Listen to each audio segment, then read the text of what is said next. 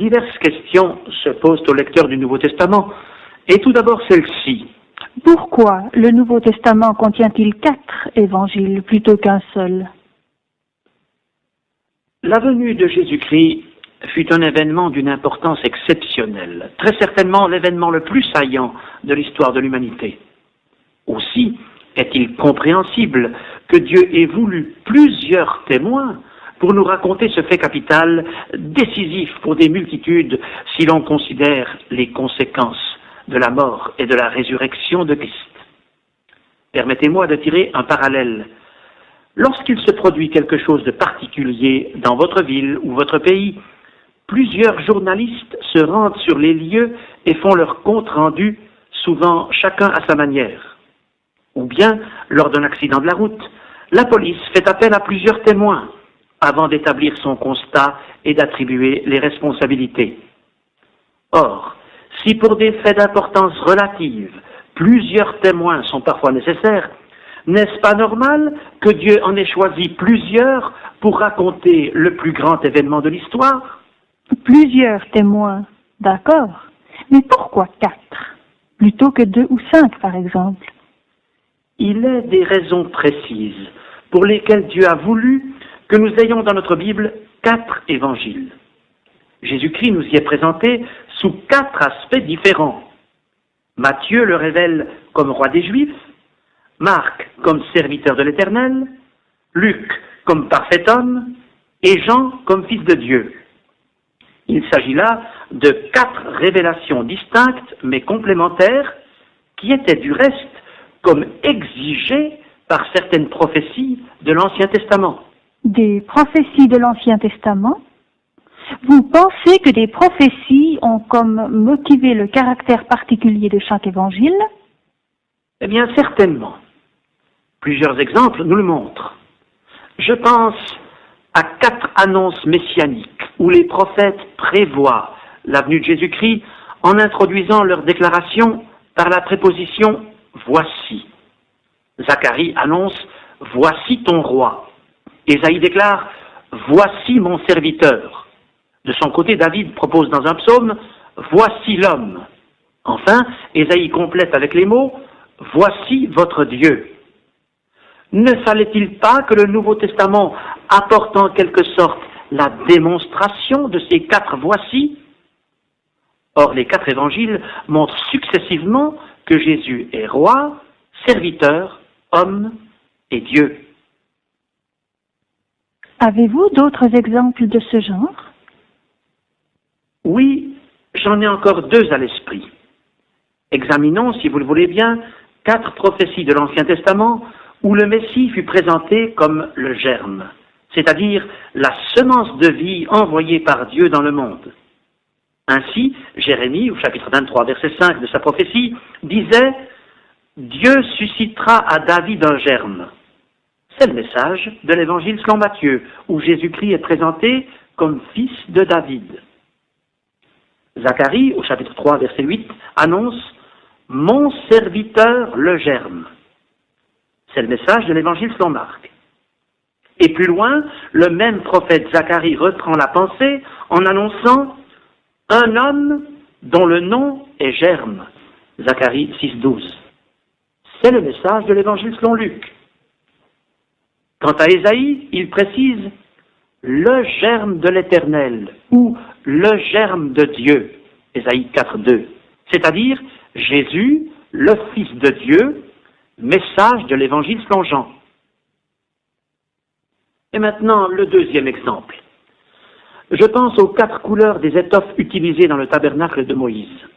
Je vous rappelle que tout dans ce temple portatif élevé par les enfants d'Israël au désert était symbolique de la personne et de l'œuvre de Jésus-Christ. Eh bien, on retrouve toujours les 4 mêmes couleurs pour les différentes tentures. Voyez par exemple la porte d'entrée du parvis. C'était un rideau que l'Israélite n'avait qu'à soulever pour pénétrer dans l'enceinte du tabernacle. Ce rideau était pourpre, écarlate, blanc et bleu. La pourpre, c'est la couleur des rois, qui évoque par avance la royauté de Christ, donc le message de l'évangile selon Matthieu. L'écarlate, c'est la couleur du sang, donc du sacrifice. Et l'évangile selon Marc présente Jésus, le serviteur, qui donne sa vie en sacrifice.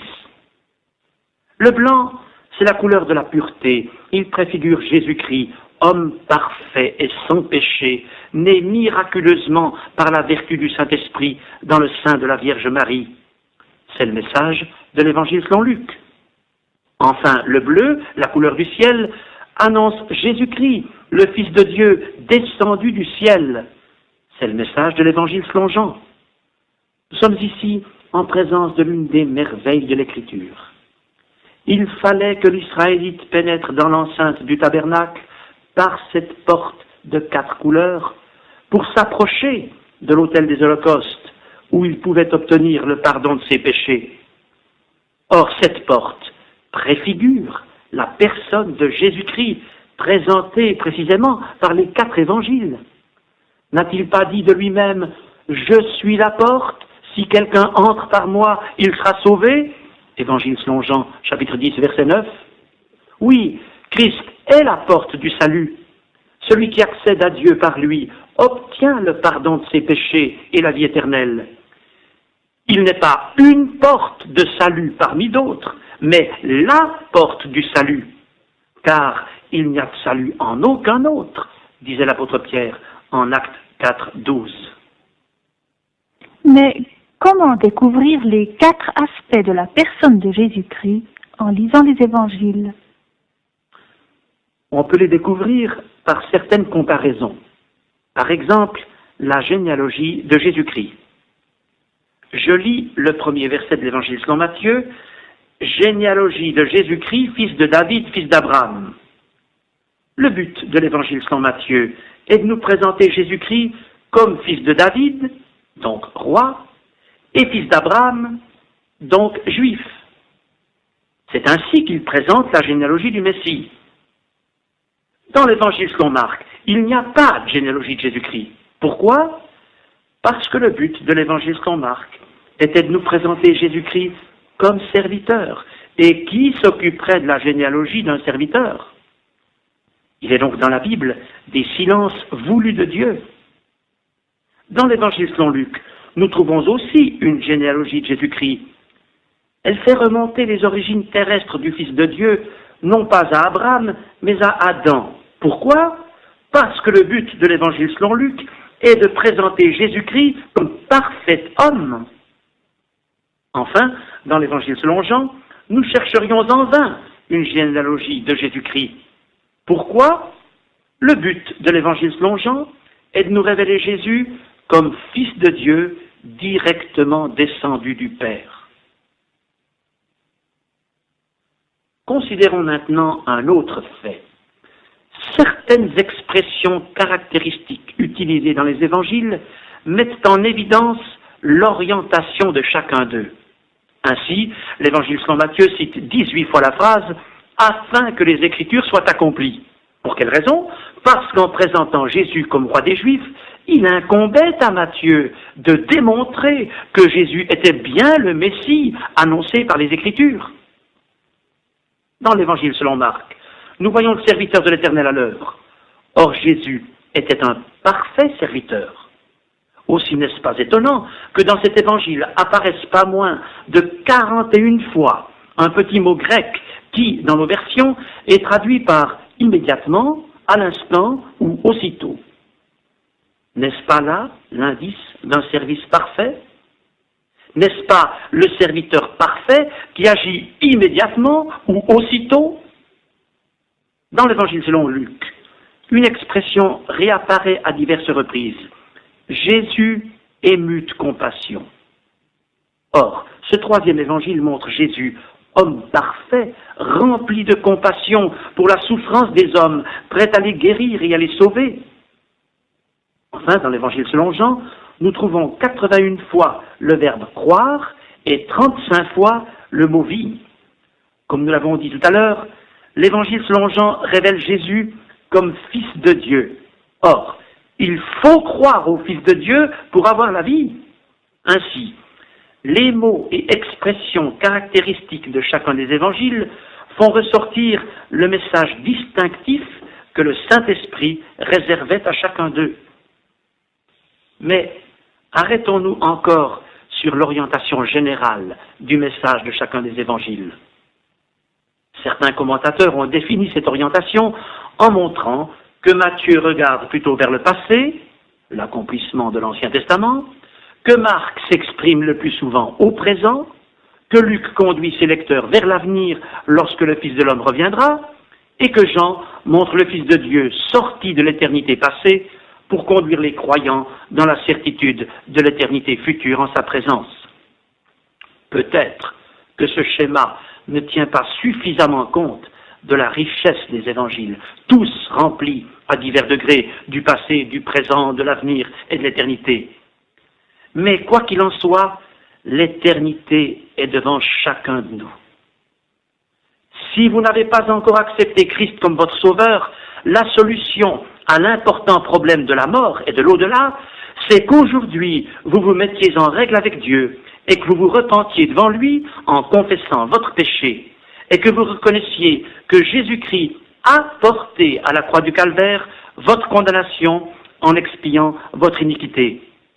Alors, vous recevrez la vie éternelle, ce qu'il vous certifie lui-même dans l'Évangile selon Jean, chapitre 5, verset 24. En vérité, je vous le dis, celui qui écoute ma parole et qui croit à celui qui m'a envoyé a la vie éternelle et ne vient point en jugement, mais il est passé de la mort à la vie. Au cours des premières décennies de l'Église primitive, les témoins oculaires de la vie terrestre de Jésus-Christ racontaient autour d'eux les événements auxquels ils avaient assisté. Mais, avec leur disparition progressive, le besoin d'un texte écrit s'est fait sentir. C'est alors que Dieu a choisi 4 témoins de ces événements extraordinaires et, sous l'inspiration du Saint-Esprit, ils ont rédigé le récit de la vie terrestre de notre Seigneur Jésus-Christ. Mais dites-moi, en quelle langue les évangélistes ont-ils écrit leurs textes? Ils l'ont écrit dans la langue qu'ils connaissaient le mieux, probablement l'araméen pour Matthieu et très certainement le grec pour Marc, Luc et Jean. Et que savons-nous de Matthieu, l'auteur du premier évangile? Cet homme était un publicain, nous dirions aujourd'hui peut-être un percepteur d'impôts ou, si vous préférez, un douanier qui prélevait pour le compte de l'autorité romaine les taxes que les voyageurs devaient payer en passant d'une province à l'autre. La profession de Matthieu devait le rendre plutôt impopulaire auprès des Juifs, en général hostiles à l'autorité occupante. Néanmoins, le Seigneur choisit Matthieu, que le texte biblique appelle aussi Lévi, et cet homme, habitué à consigner par écrit les sommes qu'il percevait, a été employé dans l'orientation à laquelle sa profession l'avait préparé pour montrer à ses compatriotes l'importance de ce qui est écrit dans l'Ancien Testament. Effectivement, l'expression « afin que les Écritures soient accomplies » revient fréquemment comme un leitmotiv dans cet évangile, car le Saint-Esprit avait assigné à Matthieu cet objectif, prouver aux Juifs par l'Ancien Testament que Jésus était leur Messie. Si c'est là le message central de l'Évangile selon Matthieu, pouvez-vous citer un exemple qui le démontre? Oui, je vous invite à lire au chapitre 21, les versets 4 et 5. Matthieu 21, 4 et 5. Matthieu décrit ici l'entrée du Seigneur à Jérusalem. Puis il dit « Ceci arriva afin que s'accomplisse ce qui avait été annoncé par le prophète. Dites à la fille de Sion, voici ton roi vient à toi. » Tous les chapitres de l'Évangile selon Matthieu mettent en relief la royauté de Jésus-Christ. Matthieu 1 présente les titres généalogiques du roi. En Matthieu 2, les mages venus d'Orient posent cette question: où est le roi des Juifs qui vient de naître? Matthieu 3 nous montre Jean-Baptiste, messager et précurseur du roi, qui proclame au désert: repentez-vous, car le royaume des cieux est proche. En Matthieu 4, Jésus-Christ lui-même reprend ce même message et le proclame partout en Palestine. Puis, les chapitres 5, 6 et 7 sont consacrés au sermon sur la montagne. Jésus-Christ y révèle les principes fondamentaux de son royaume sur la terre. Soulignons en passant que ce royaume n'a pas été accepté par les Juifs. Aussi, l'application littérale de certains de ces principes est-elle reportée au jour où Jésus-Christ régnera sur la terre. Toutefois, j'ai hâte de dire que ces pages admirables sont à la base de la morale et de l'éthique chrétienne et que de ce fait, elles nous concernent directement. Les chapitres 8 et 9 de l'Évangile selon Matthieu démontrent que le royaume de Dieu ne consiste pas en paroles seulement, mais avant tout en puissance. Effectivement, après les paroles du sermon sur la montagne, la puissance messianique est à l'œuvre, prouvant aux Juifs que ce prophète qui guérit les malades, délivre les possédés, ressuscite les morts, c'est bien leur roi, leur Messie. Au chapitre 10 de l'Évangile selon Matthieu, le Seigneur envoie ses disciples dans les villes et les villages pour proclamer aux Israélites que le royaume des cieux s'est approché d'eux en la personne de leur roi. Puis, à partir des chapitres 11 et 12, les chefs religieux d'Israël, jaloux du succès de Jésus, prennent position contre lui. Le roi est rejeté. Son précurseur Jean-Baptiste est emprisonné.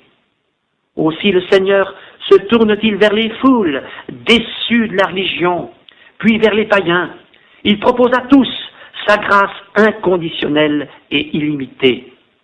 Le chapitre 13 apparaît alors comme une charnière dans cet évangile selon Matthieu, puisque son enseignement ne concerne plus seulement les Juifs de l'époque, mais chacun de nous. Excusez-moi de vous interrompre. Pensez-vous vraiment que les paraboles de Matthieu 13 ont une signification pour nos temps? Certainement. En énonçant les paraboles du royaume des cieux, Jésus, le roi des cieux, lève le voile sur l'avenir et prédit à ses auditeurs les conséquences de son rejet. Des situations confuses se développeront d'ici-bas. D'une part, les vrais disciples du Seigneur le suivront, le serviront, le glorifieront. D'autre part, les formes et les imitations de la piété, les situations fausses et les erreurs doctrinales se manifesteront parallèlement à un christianisme vrai et authentique. Tel est le sujet des paraboles du royaume des cieux. Dans chacune d'elles, nous voyons un contraste entre le vrai et le faux. Dans la parabole du semeur, par exemple, il y a 4 terrains, mais un seul de ces terrains est fertile. Dans la parabole suivante, l'ivraie croît en même temps que le bon grain. Même principe un peu plus loin, dans la parabole du levain, qui fait lever toute la pâte. C'est l'image du ferment des fausses doctrines qui infectent l'ensemble de la chrétienté. Et cette situation se prouve aujourd'hui. Le vrai et le faux cohabitent et se développent simultanément. Beaucoup de gens se disent chrétiens, mais seul Jésus-Christ connaît ceux qui lui appartiennent parce qu'ils sont nés de nouveau. Poursuivons notre survol de l'Évangile selon Matthieu. Dans les chapitres 14 à 16, le Seigneur nourrit la foule affamée, calme la tempête sur la mer, guérit la fille d'une païenne et propose sa grâce à ceux qui se sont distancés des chefs religieux dans leur décision de rejeter leur roi. Et cela ressort encore davantage dans les chapitres 17 à 23, où Jésus-Christ annonce à plusieurs reprises sa mort à la croix. Il monte à Jérusalem, et là, il affronte les défenseurs de la tradition judaïque et certaines délégations des politiciens de la nation. Dans leur jalousie, les uns et les autres complotent déjà de le faire mourir. Puis, comme une parenthèse dans le récit, les chapitres 24 et 25 sont consacrés au discours du Seigneur sur le mont des Oliviers. C'est comme une fenêtre ouverte sur les circonstances précédant son retour et son avènement comme roi des rois et seigneur des seigneurs.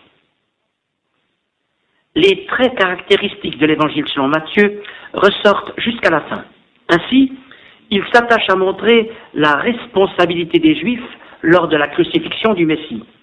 Dans les chapitres 26 et 27, qui sont entièrement consacrés à la passion de Jésus-Christ, Matthieu seul relève la phrase que les Juifs prononcèrent lors de la condamnation de Jésus-Christ, « Que son sang retombe sur nous et sur nos enfants » Matthieu 27, 25. Or, l'histoire a abondamment démontré les effets dramatiques de cette malédiction qu'Israël s'est attirée à ce moment-là. Alors, Les Juifs seraient-ils plus coupables que les autres peuples parce que leurs chefs ont décidé la mort du Messie? Non, je pense que le monde entier, et vous comme moi, nous avons notre part de responsabilité dans le crime de la crucifixion. Mais les Israélites avaient été prévenus de la venue du Messie par l'Ancien Testament. Ils avaient eu tous les privilèges devant Dieu. Aujourd'hui encore, ils sont aimés à cause de leur Père, dit l'Écriture. C'est pourquoi tout chrétien a le devoir d'honorer ce peuple qui a donné naissance à notre Sauveur. Mais la Bible nous montre que tant qu'il n'aura pas confessé son crime de la croix, il n'y aura pas de renaissance spirituelle et de bénédiction divine pour ce peuple. Au contraire, il souffrira sans doute encore beaucoup, jusqu'à ce qu'il s'avoue coupable devant le Fils de Dieu et, selon les termes inspirés du prophète Zacharie, jusqu'à ce qu'il pleure sur lui, le Messie, comme on pleure sur un fils unique. Le chapitre 28 de Matthieu est consacré à la résurrection. Une fois encore, Matthieu est le seul évangile qui montre le mensonge flagrant par lequel on a essayé de nier le miracle de la résurrection. Des Juifs ont répandu le bruit que, malgré la garde postée à l'entrée du sépulcre, les disciples du Seigneur avaient dérobé son corps. L'évangile selon Matthieu atteste en quelque sorte la responsabilité des Juifs face aux preuves messianiques que Jésus a fait éclater parmi eux au cours de 3 années de ministère terrestre. Voulez-vous dire par là que l'évangile selon Matthieu ne s'adresse qu'aux Juifs? Pas du tout. L'évangile selon Matthieu s'adresse en même temps à tous les hommes, mais il fait ressortir une priorité que Dieu a voulu, je cite l'apôtre Paul, l'évangile est la puissance de Dieu pour le salut de quiconque croit, du juif premièrement, puis du grec. Épître aux Romains, chapitre 1er, verset 16. L'évangile selon Matthieu ouvre le Nouveau Testament, montrant ainsi que le salut en Jésus-Christ est d'abord proposé aux Juifs. Mais que 2 fois dans l'évangile selon Matthieu, le Seigneur a-t-il débordé le cadre du peuple juif pour s'adresser à tous, sans distinction de race ou de langue, invitant chacun à se repentir et offrant son salut à quiconque voulait bien le recevoir. Lisons ensemble Matthieu, chapitre 11, verset 28, c'est Jésus qui parle. « Venez à moi, vous tous qui êtes fatigués et chargés, et je vous donnerai du repos. » Le Seigneur s'adressait alors à une foule de gens fatigués de la vie, souvent excédés par les scribes et les pharisiens, qui, par leur tradition religieuse, exerçaient une contrainte sur les âmes. Jésus proposait à tous soulagement, délivrance, repos. Seriez-vous aussi fatigués et chargés? Êtes-vous peut-être soucieux de l'avenir, préoccupés par les événements présents? Ployez-vous sous le joug des problèmes de la vie? Seriez-vous excédés par les circonstances ou par votre entourage? Ou bien chargés, même écrasés sous l'angoisse, les accusations, les doutes ou les craintes dépressives? Eh bien, vous qui êtes chargés, venez aujourd'hui à Jésus-Christ et il vous donnera le repos. Cette invitation n'a rien perdu de son actualité après 20 siècles. Jésus-Christ, le Sauveur de tous les hommes, vous connaît, vous comprend, vous aime. Et vous dites aujourd'hui, « Venez à moi, vous tous qui êtes fatigués et chargés, et je vous donnerai du repos. » Si dans nos Bibles, Matthieu précède Marc, cela ne veut pas dire que la rédaction de Marc ait été postérieure à celle de Matthieu. Encore moins que Marc ait copié sur le texte déjà rédigé par Matthieu. Marc devait être très jeune au moment du ministère terrestre du Seigneur Jésus. Par la suite, il entra au service de l'apôtre Pierre, devenant en quelque sorte son bras droit. Pierre, dans sa première épître, chapitre 5, verset 13, parle de Marc comme de son fils, terme qui en dit long sur l'intimité entre l'apôtre et son serviteur. Certains commentateurs identifient aussi l'évangéliste Marc à Jean-Marc, ce jeune homme qui accompagna les apôtres dans leur premier voyage missionnaire. L'apôtre Paul le mentionne aussi dans les épîtres aux Colossiens, à Timothée et à Philémon. S'il incombait à Matthieu de présenter Jésus comme roi, Marc nous le décrit comme serviteur. Marc était serviteur lui-même. Aussi avait-il été conduit à apprécier les qualités du service parfait de Jésus-Christ. Et le Saint-Esprit s'est emparé de Marc pour qu'il mette en évidence cette caractéristique du Sauveur. Dans toutes les pages de son évangile, Marc dépeint son Seigneur comme celui qui est venu non pour être servi, mais pour servir et donner sa vie comme la rançon de plusieurs. J'ai cité ici le verset qui peut être considéré comme le thème central de l'évangile et qui se trouve au chapitre 10, verset 45. Marc ne s'arrête ni sur la naissance, ni sur la généalogie de Jésus-Christ. Il entre immédiatement dans le vif du sujet, le ministère terrestre du Sauveur. Jésus s'est mis au service de ceux qu'il veut sauver, puis ceux-ci servent d'autres en leur proclamant le salut en Jésus. Cet évangile fait aussi ressortir les soins que le Seigneur prodigua à ceux qu'il formait à son service. Il est souvent le seul des 4 évangiles à montrer les répercussions des événements sur les disciples, les réponses du Seigneur à leurs questions, sa patience à leur égard ou l'éducation spirituelle dont ils furent les objets. Jésus-Christ était au service de tous, des pécheurs qu'il voulait sauver et des disciples qu'il voulait former. Aussi, le texte de Marc relève-t-il très souvent les actions spontanées et immédiates du Seigneur. Au premier chapitre, il est question de lépreux. Jésus étend la main sur lui et le texte indique « Aussitôt la lèpre le quitta ». Au deuxième chapitre, c'est le cas d'un paralytique à qui Jésus offre pardon et guérison.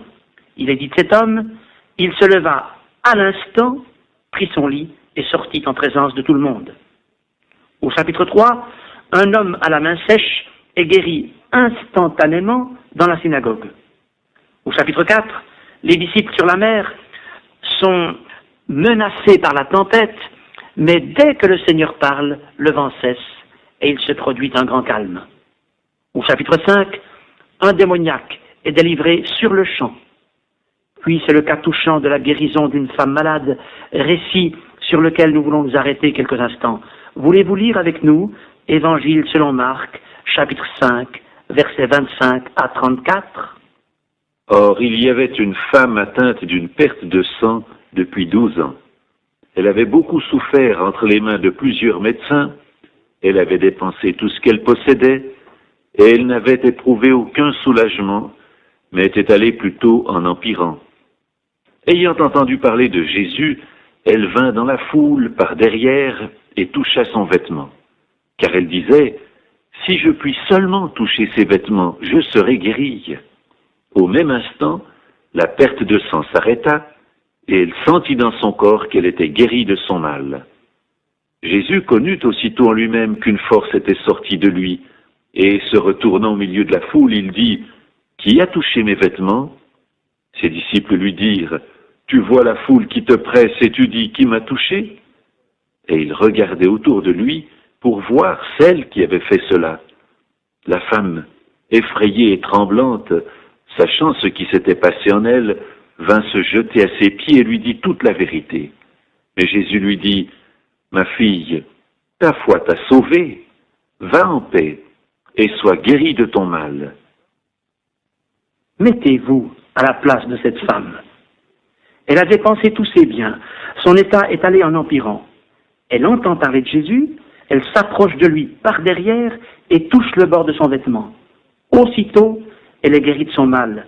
Et aussitôt, le Seigneur connaît qu'une force est sortie de lui. Jésus n'est pas un sauveur collectif, mais individuel. Il est sensible à chaque détresse et il prononce le mot de grâce et de libération dont cette femme a besoin, pas seulement pour son corps, mais surtout pour son âme. Ta foi t'a sauvé, va en paix.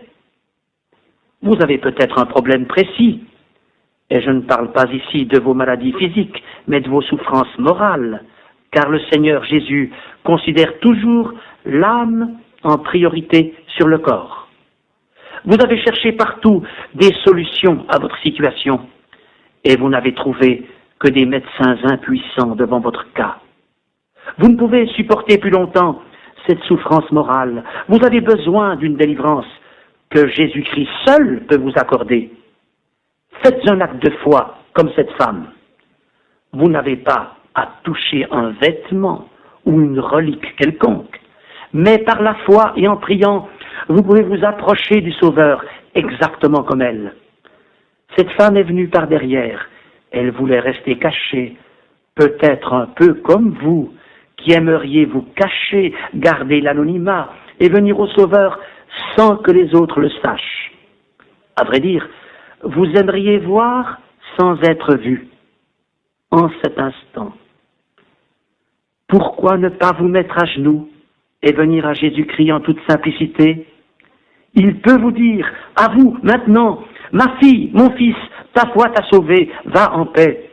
En cet instant, vous pouvez devenir enfant de Dieu, sauvé par la foi en vertu de la grâce de Jésus-Christ, et en cet instant, vous pouvez recevoir la paix de Dieu qui surpasse intelligence.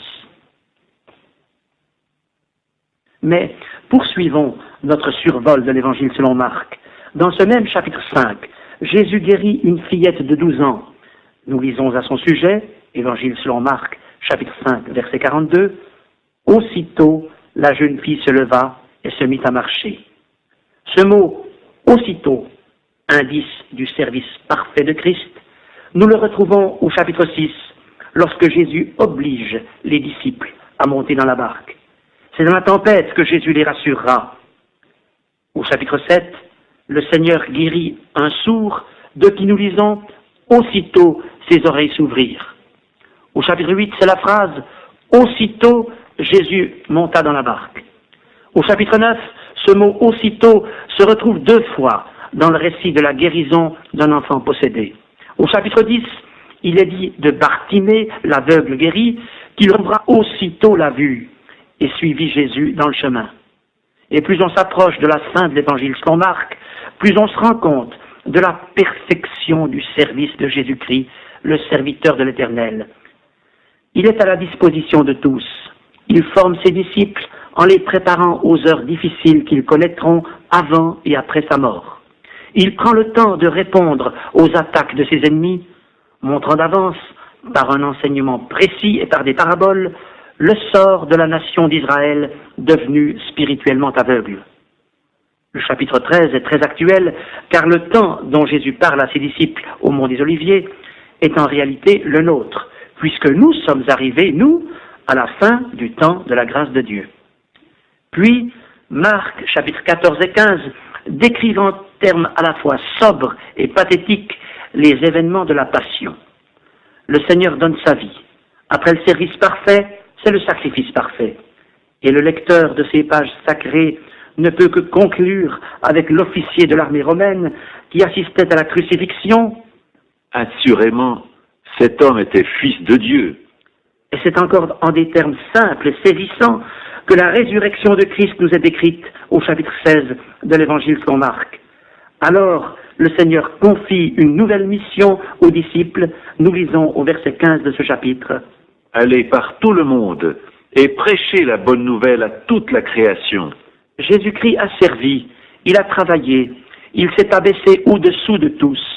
Il a donné à ses disciples un exemple pour qu'ils suivent ses traces. Maintenant, c'est aux disciples de servir et de continuer l'œuvre. Et le Seigneur s'engage à les soutenir dans cette tâche. Le dernier verset de l'Évangile le déclare. Le Seigneur travaillait avec eux et confirmait la parole par les miracles qui l'accompagnaient. Marc est l'évangile du parfait service.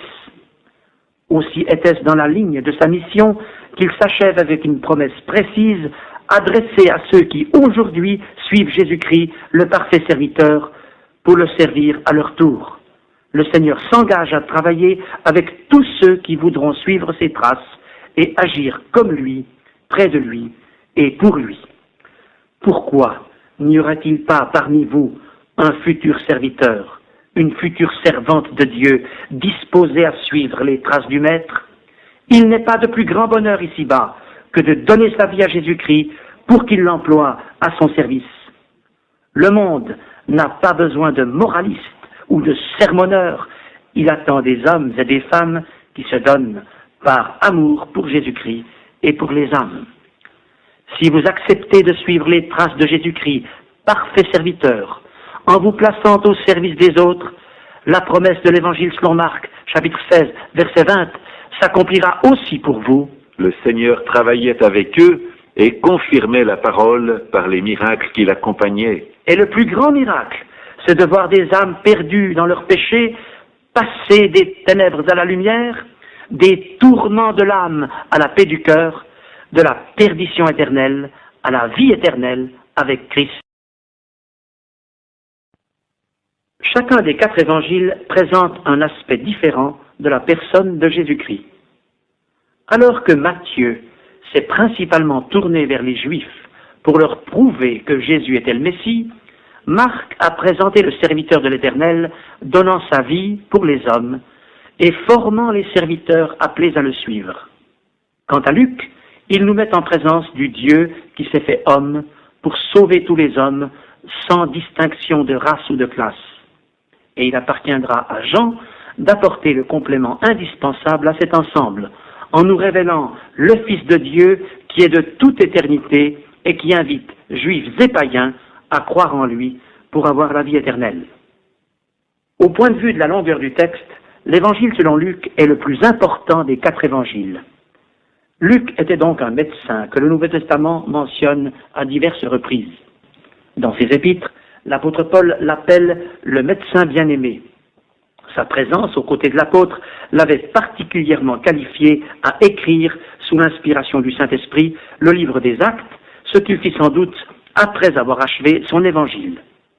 Les commentateurs s'accordent pour penser que c'est aux environs des années 60, lorsque l'apôtre Paul passa 2 ans en prison à Césarée, que Luc écrivit son évangile, alors que les Actes des apôtres ont été probablement rédigés pendant la captivité de Paul à Rome. Habitué de par sa profession à se pencher sur la souffrance, Luc était particulièrement bien placé pour faire ressortir l'aspect profondément humain de la personne de Christ, l'homme qui se donne pour les hommes, le sauveur qui compatit à leurs douleurs physiques et morales.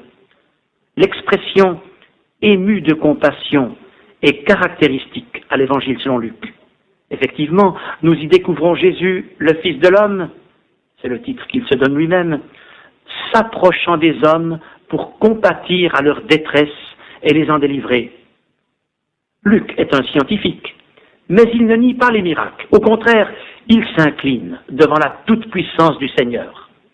Il nous présente en premier lieu le mystère de la conception miraculeuse par le Saint-Esprit dans le sein de la Vierge Marie.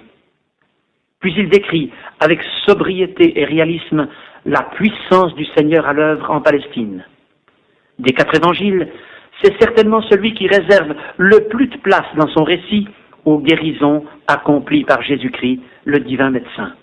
Et le côté humain ressort aussi en bien des passages caractéristiques de cet évangile, par exemple les paraboles du bon samaritain, de la drachme perdue ou de l'enfant prodigue.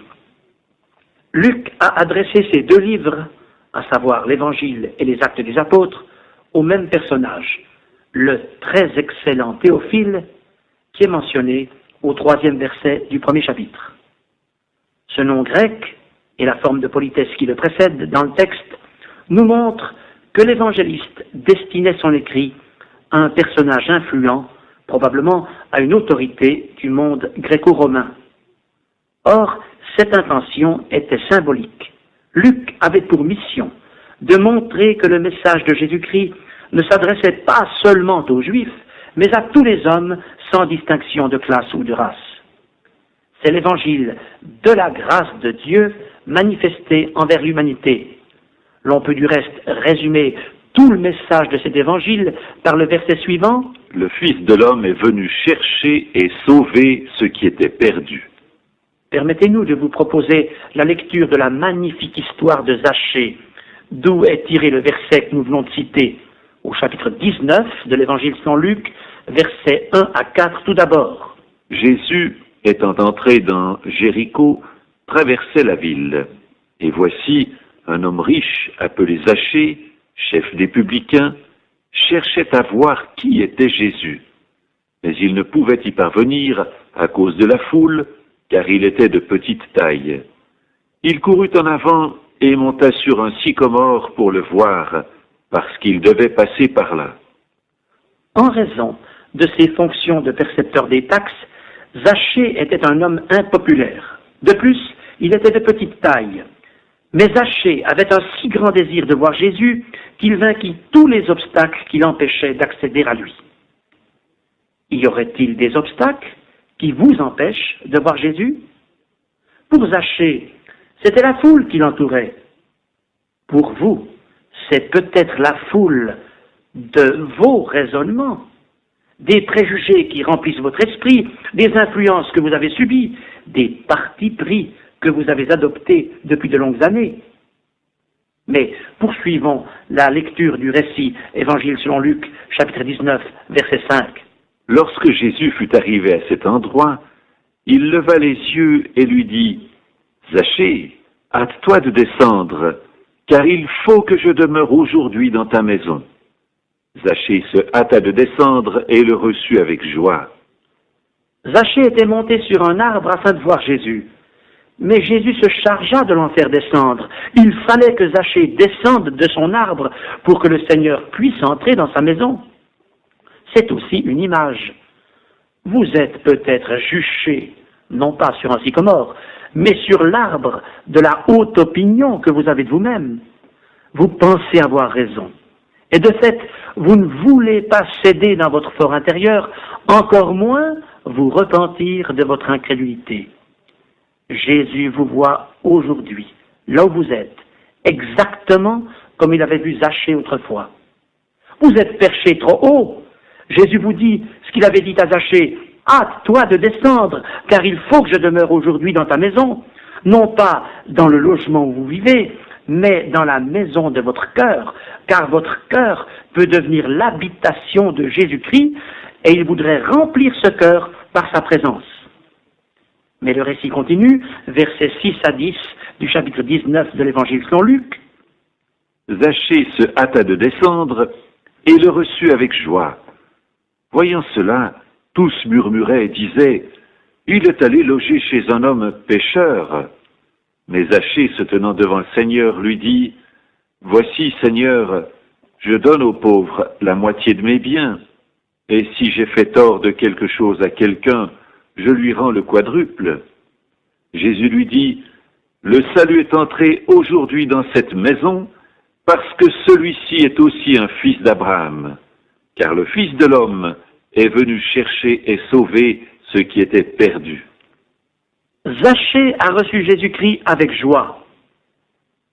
Mais, peut-être par jalousie, les gens de la ville et les voisins de Zachée ont blâmé Jésus. « Pensez, dirent-ils, il est allé loger chez un homme pécheur. » Or, le Seigneur a coupé court à toutes ces critiques en disant, verset 9, « Le salut est entré aujourd'hui dans cette maison. » Cette phrase est particulièrement importante.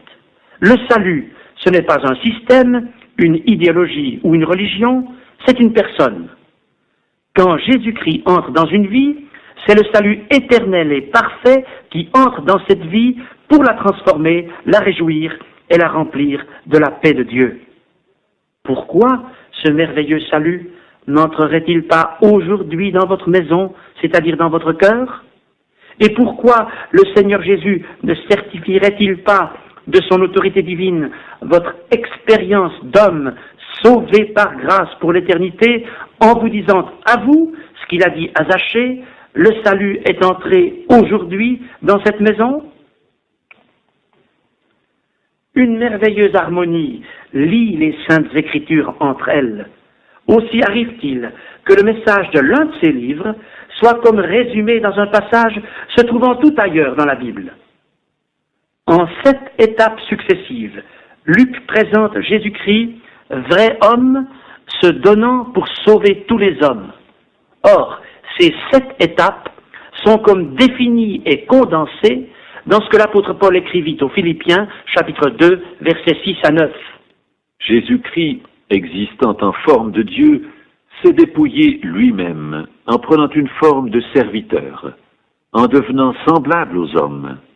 Et il apparut comme un vrai homme, Il s'est humilié lui-même, se rendant obéissant jusqu'à la mort, même jusqu'à la mort de la croix. C'est pourquoi aussi Dieu l'a souverainement élevé et lui a donné le nom qui est au-dessus de tout nom. Examinons maintenant ce parallèle. Première étape. Jésus-Christ, existant en forme de Dieu, s'est dépouillé lui-même.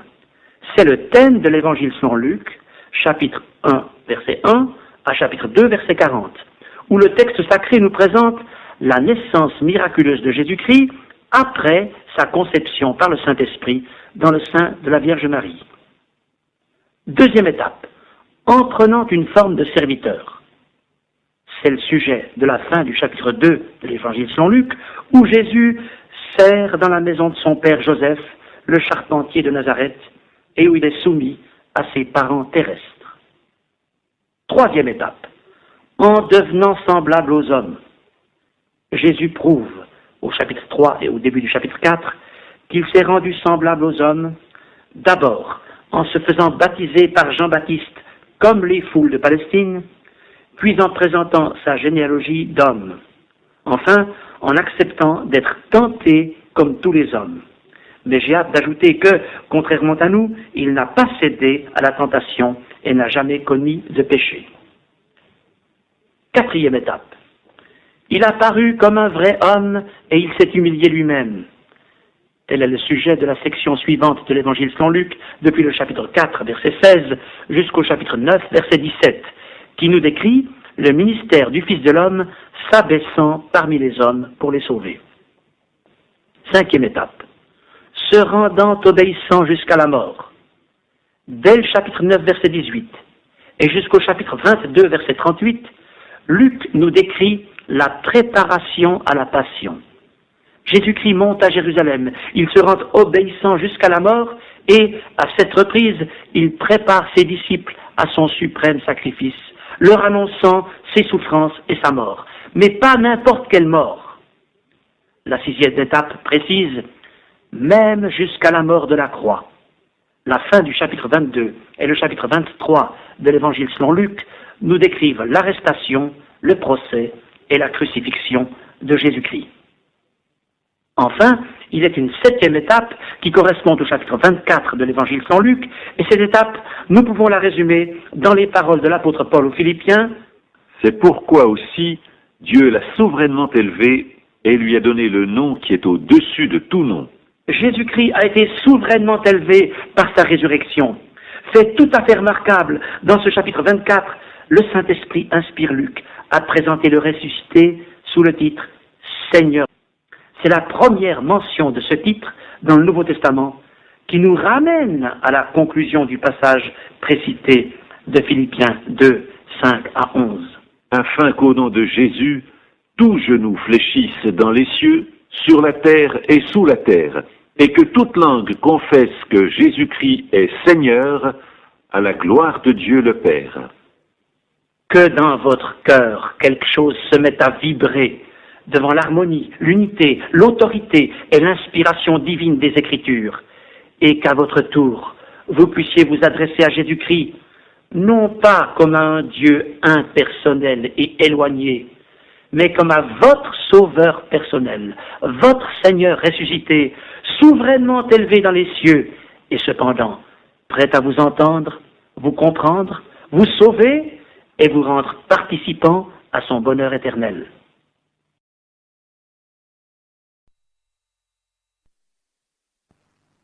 Dans le cadre de cette étude sommaire sur l'évangile selon Jean, une première remarque s'impose. Le quatrième évangile est fort différent des trois premiers. Toutefois, il complète admirablement la révélation que le Saint-Esprit avait accordée à Matthieu, Marc et Luc, surtout parce qu'il rapporte de nombreuses paroles sorties de la bouche du Seigneur Jésus, qui ne se trouvent pas dans les autres évangiles. Jésus avait appelé Jean et son frère Jacques lorsqu'ils pêchaient sur la mer de Galilée. Depuis lors, ils avaient accompagné le Maître durant tout son ministère. Jean se présente lui-même dans son évangile comme le disciple que Jésus aimait. Il est l'auteur de 5 livres du Nouveau Testament, un évangile, 3 épîtres et l'Apocalypse. Alors que Matthieu, Marc et Luc rédigèrent leur témoignage sur la vie terrestre du Seigneur Jésus moins de 30 ans après son ascension, les commentateurs s'accordent à dire que plus de 60 années s'écoulèrent avant que Jean n'écrive le 4e évangile. Il est même possible que cette rédaction ait été postérieure au livre de l'Apocalypse, la révélation que Jean reçut lorsqu'on l'emprisonna à cause de sa foi sur l'île de Patmos dans la mer Égée. Néanmoins, il ne faut pas penser que Jean avait une mémoire exceptionnelle lui permettant de se souvenir après 60 ans de tous les discours prononcés par le Seigneur Jésus. Comme tous les écrivains sacrés, il fut au bénéfice de l'action du Saint-Esprit. Car le Seigneur Jésus avait promis le secours du Saint-Esprit aux futurs rédacteurs du Nouveau Testament, alors qu'il s'entretenait avec eux dans la chambre haute. Nous lisons dans Jean, chapitre 14, verset 26. Le Consolateur, l'Esprit Saint, que le Père enverra en mon nom, vous enseignera toutes choses et vous rappellera tout ce que je vous ai dit. Aussi, lorsque Jean fut poussé par le Saint-Esprit à écrire le 4e évangile, c'est le Saint-Esprit qui lui a rappelé les paroles que le Seigneur avait prononcées, ces paroles dont cet évangile est si riche. Voulez-vous prendre la peine d'ouvrir votre Bible au 1er chapitre de l'évangile selon Jean, afin que nous lisions ensemble les versets 1 et 14 de ce chapitre 1er. Verset 1. Au commencement était la parole, et la parole était avec Dieu, et la parole était Dieu. Verset 14. Et la parole a été faite chair, et elle a habité parmi nous, pleine de grâce et de vérité, et nous avons contemplé sa gloire, une gloire comme la gloire du Fils unique venu du Père. Le prologue de l'évangile selon Jean présente Jésus-Christ, le Fils de Dieu, sous ce terme particulièrement évocateur, la parole, traduction du mot grec logos. Christ est Dieu. Christ était de toute éternité avec Dieu. Et Christ, c'est Dieu manifesté en chair, venu à Bethléem, habité parmi les hommes. Il est cette parole faite chair par le miracle de l'incarnation, et cette parole propose aux hommes à la fois sa grâce et sa vérité. Revenons un instant à ce verbe habiter, qui se trouve donc en Jean 1, 14. À lui seul, il explique tout le message du 4e évangile. Le texte original grec utilise un verbe qui dérive du mot tabernacle. Or, le tabernacle, c'était le temple portatif d'Israël. On peut donc établir un parallèle entre l'habitation de Dieu au désert il y a 35 siècles et l'habitation de Dieu parmi les hommes il y a 20 siècles. À nouveau, l'harmonie merveilleuse de l'Écriture nous confond, puisque le tabernacle de Moïse nous aide à saisir la charpente du message de l'Évangile selon Jean. Vous vous souvenez sans doute que le tabernacle de Moïse était formé de 3 parties. Le parvis, où tout Israélite pouvait entrer, le lieu saint, où seul pénétrait la tribu sacerdotale des Lévites, et enfin le lieu très saint, où le souverain sacrificateur officiait une fois par an. Or, les 3 sections de l'évangile selon Jean correspondent à ces 3 parties du tabernacle et pourraient s'intituler respectivement parvis, lieu saint et lieu très saint. Le parvis. Les chapitres 1 à 12 nous montrent Jésus en contact avec la foule. Tous peuvent s'approcher de lui, comme tous pouvaient accéder au parvis du tabernacle. Au chapitre 1er, ce sont les pêcheurs de Galilée. Au chapitre 2, les gens du village de Cana rassemblés pour une noce. Au chapitre 3, Nicodème, le théologien. Au chapitre 4, la femme samaritaine et l'officier romain. Au chapitre 5, le paralytique de la piscine de Bethesda. Au chapitre 6, la foule affamée. Au chapitre 7, les pèlerins assemblés à Jérusalem pour la fête. Au chapitre 8, la femme adultère. Au chapitre 9, l'aveugle né. Tous sont accueillis, guéris et sauvés par le Seigneur. Au chapitre 10, Jésus se présente à tous comme le bon berger qui donne sa vie pour ses brebis. Au chapitre 11, il ressuscite son ami Lazare, mais ses ennemis décident de le faire mourir. Et au chapitre 12, le Fils de Dieu annonce lui-même sa mort expiatoire en ces termes. En vérité, je vous le dis, Si le grain de blé qui est tombé en terre ne meurt, il reste seul, mais s'il meurt, il porte beaucoup de fruits. Évangile selon Jean, chapitre 12, verset 24. Le parallèle admirable avec le tabernacle réapparaît ici. Les Israélites pouvaient tous accéder au parvis, à condition toutefois d'aller à l'autel des holocaustes, offrir une victime en sacrifice pour leurs péchés. Et dans l'évangile selon Jean, c'est comme si tous, le théologien, la femme adultère, le paralytique et tous les autres, étaient amenés à l'autel des holocaustes pour y découvrir Jésus-Christ, la victime offerte à leur place en sacrifice pour le péché. Le parvis du tabernacle contenait encore un autre objet, la cuve d'airain, qui se trouvait juste devant le sanctuaire. Là, les Lévites devaient se purifier avant d'entrer dans le lieu saint. Deuxième partie de l'évangile selon Jean, le lieu saint. Jean 13, qui ouvre cette deuxième section, c'est un peu la cuve d'airain. Nous y voyons le Seigneur Jésus concentrer son amour sur les siens et laver les pieds de ses disciples, comme pour les purifier avant d'entrer dans le lieu saint. Car les chapitres 14 à 17 sont un véritable lieu saint, où le Seigneur ouvre son cœur à cette poignée d'hommes appelés à devenir apôtres. Il les exhorte à vivre en communion avec lui et à tout recevoir de lui lorsqu'il leur dit « Demeurez en moi et je demeurerai en vous. » Évangile selon Jean, chapitre 15, verset 4. Il leur promet la lumière, non pas celle d'un chandelier, mais celle du Saint-Esprit qui les dirigera et les conduira dans toute la vérité. Et surtout, dans la prière sacerdotale de Jean 17, Christ plaide pour chacun d'eux, les présentant à son Père en ces termes « Je ne prie pas pour le monde, mais pour ceux que tu m'as donnés, parce qu'ils sont à toi. » Évangile selon Jean, chapitre 17, verset 9. Et cette prière, sacerdotale comme on l'appelle, n'est-elle pas un peu comme l'autel des parfums du tabernacle, d'où s'élevait continuellement la fumée de l'encens pur d'une agréable odeur à Dieu? Troisième section de l'évangile selon Jean, le lieu très saint. Cette section fait encore mieux ressortir le parallèle avec le tabernacle. Avec les chapitres 18 à 21, nous pénétrons dans le lieu très saint.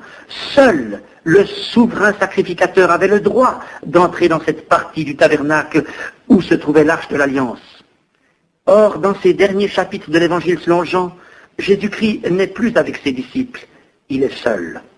Au cours du procès qui lui est intenté, il affronte seul ses accusateurs. Il demeure seul sous les moqueries et la condamnation. Seul il parvient au calvaire en portant sa croix. Seul il expie le péché des hommes. Et il est encore seul lorsque du haut de la croix, il prononce ces mots décisifs, « Tout est accompli ». Une fois par année, le souverain sacrificateur portait dans le lieu très saint le sang de la victime expiatoire afin que Dieu soit propice à Israël. Jésus-Christ, notre souverain sacrificateur, a porté son propre sang dans la présence de Dieu, l'offrant en expiation pour nos péchés. En vertu du sang, Dieu peut pardonner aux coupables. Les trois mots de Jean 19:30, « Tout est accompli », correspondent à un acte définitif de libération qui, aujourd'hui, peut vous assurer la vie éternelle si vous reconnaissez votre culpabilité devant Dieu. Mais il y a plus. Jésus-Christ ne veut pas être seulement votre sauveur, il veut être aussi votre Seigneur, celui qui vous dirigera et prendra soin de vous jour après jour. Et c'est aussi ce que démontrent les derniers chapitres de l'Évangile selon Jean. Revenons un instant cependant au tabernacle. L'arche de l'Alliance contenait les tables de la loi, la verge d'Aaron qui avait fleuri et un vase rempli de manne. Or, nous retrouvons le message de ces trois objets dans les trois derniers chapitres de l'Évangile selon Jean. Les tables de la loi étaient dans l'arche, et ses ordonnances condamnaient Israël, mais le sang expiatoire aspergeait le couvercle de l'arche. L'Israélite ne pouvait accomplir cette loi, mais Dieu lui accordait son pardon en vertu du sang. Eh bien, c'est le message de Jean 19, où Jésus-Christ verse son sang expiatoire pour nous libérer de la condamnation qui pèse sur nous. La verge d'Aaron qui avait fleuri, c'est le symbole de la résurrection, donc le message de Jean chapitre 20. En une époque de contestation, cette verge avait miraculeusement produit des fleurs et des fruits. Dieu voulant montrer par là son approbation sur Aaron face à ceux qui se révoltaient contre son autorité. De même, la résurrection de Christ montre à tous que Dieu l'a désigné pour un jour juger le monde et régner ici-bas. Enfin, l'urne de manne, qui rappelait la nourriture que Dieu avait accordée à Israël pendant 40 ans, ne nous parle-t-elle pas des soins du Seigneur pour les siens? C'est le message de Jean 21, où le ressuscité retrouve ses disciples au bord de la mer, leur donne à manger, puis s'engage à prendre soin d'eux pendant toute leur vie terrestre. Ne voulez-vous pas vous en remettre à un tel Seigneur, Jésus-Christ, le Fils de Dieu, votre Sauveur personnel?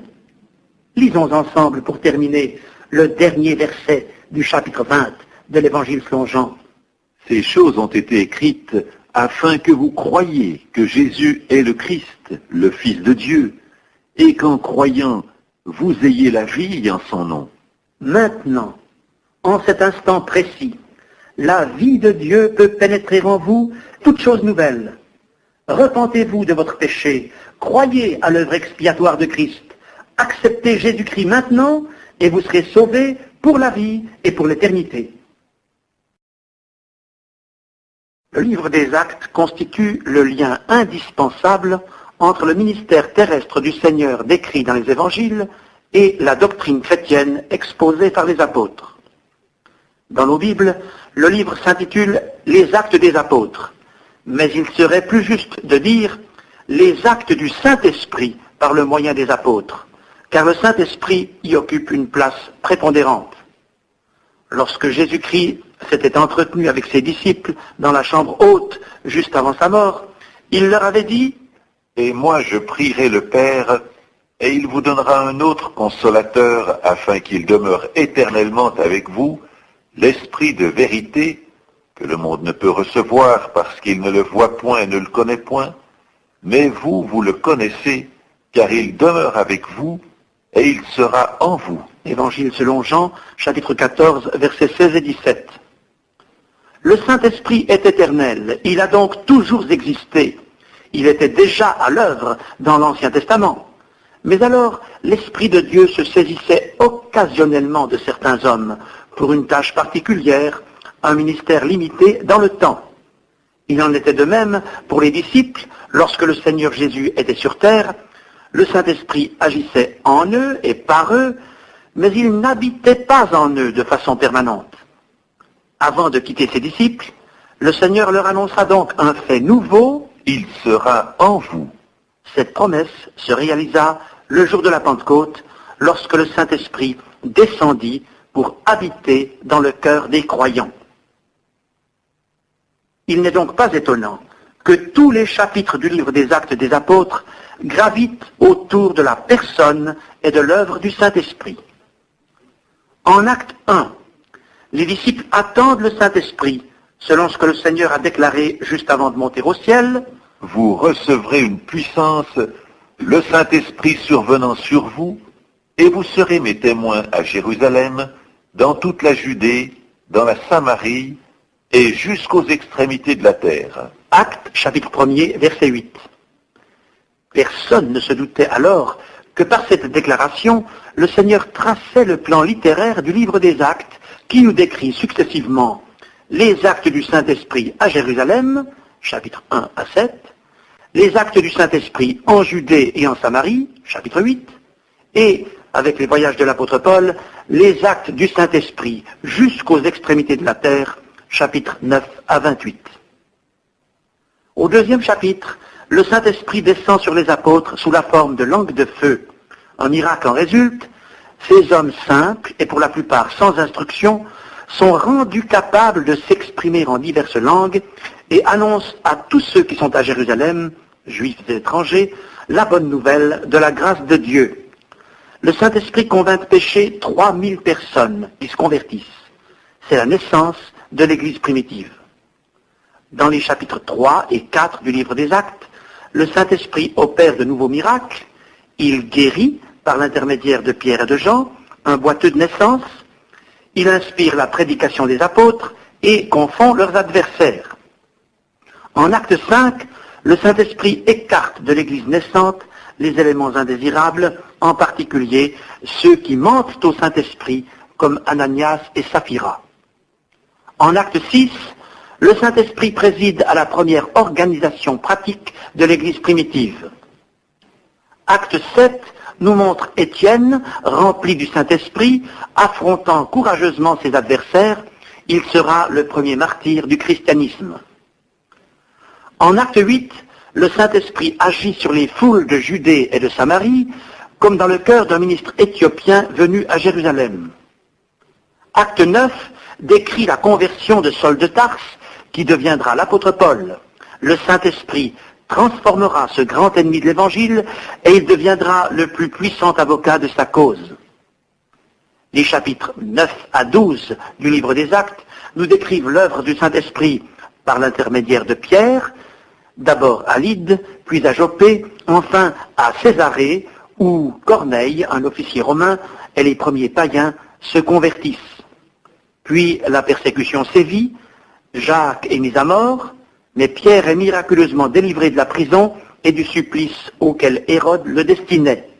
Ce monarque orgueilleux est alors frappé par Dieu de façon spectaculaire. Dès Acte 13, nous assistons aux entreprises missionnaires de l'Église primitive. Le Saint-Esprit met à part Paul et Barnabas pour l'œuvre à laquelle il les a appelés. Ils se rendent en Asie mineure. Partout sur leur passage, le Saint-Esprit inspire leur témoignage et sauve des âmes. Acte 14. Mais si la bénédiction se répand, l'ennemi conteste. Les adeptes de l'observation stricte de la loi de Moïse troublent l'Église et veulent la servir. Un premier concile doit être convoqué à Jérusalem. Acte 15.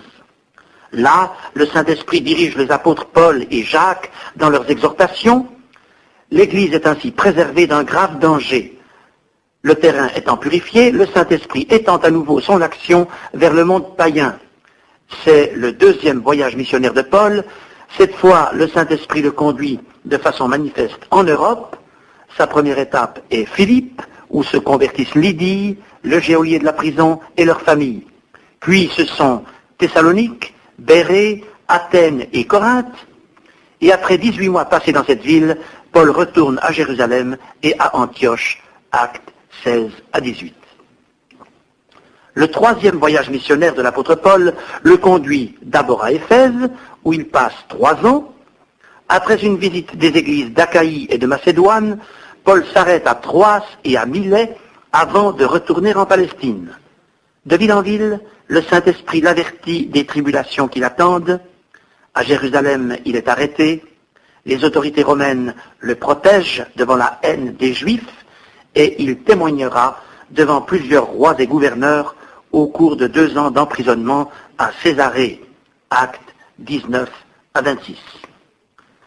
Ayant été menacé d'être livré à ses bourreaux, l'apôtre avait été obligé d'en appeler à César.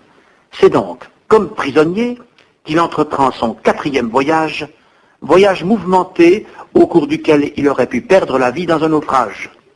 Mais Dieu prend soin de lui, car il doit témoigner pour Christ à Rome. Actes 27 et 28. Le Saint-Esprit a inspiré son serviteur dans ses divers voyages. Partout, des âmes ont été sauvées, des églises ont été constituées. En certaines circonstances, la manifestation du Saint-Esprit s'est traduite par des signes, des prodiges et des miracles, par des guérisons spectaculaires, même par l'exercice du don des langues. L'auteur de l'Épître aux Hébreux écrira, chapitre 2, versets 3 et 4, « Le salut annoncé d'abord par le Seigneur nous a été confirmé par ceux qui l'ont entendu, Dieu appuyant leur témoignage par des signes, des prodiges et divers miracles et par les dons du Saint-Esprit distribués selon sa volonté. Ces signes et ces miracles faisaient donc partie des démonstrations messianiques destinées avant tout à prouver aux Juifs que Jésus-Christ était bien le Messie annoncé par les prophètes. Cependant, dès que les apôtres se sont tournés vers les païens, les signes extérieurs ont été progressivement remplacés par le ministère de la parole de Dieu. Dans le livre des Actes, la parole de Dieu joue un rôle essentiel. Elle se répand avec force et par le Saint-Esprit, elle sauve des âmes, engendre des disciples, établit les croyants en Christ et apporte aux églises naissantes les certitudes dont elles ont besoin. Nous lisons en Actes, chapitre 6, verset 7. La parole de Dieu se répandait de plus en plus et le nombre des disciples augmentait. Le livre des Actes met donc en évidence le ministère décisif de la parole divine, parole écrite de l'Ancien Testament ou parole orale annoncée par les apôtres. Ainsi, les chrétiens de Bérée vérifiaient dans la parole l'exactitude du message qui leur était adressé. Ou bien Paul, après avoir exhorté les chrétiens d'Éphèse, les recommandait à Dieu et à la parole de sa grâce.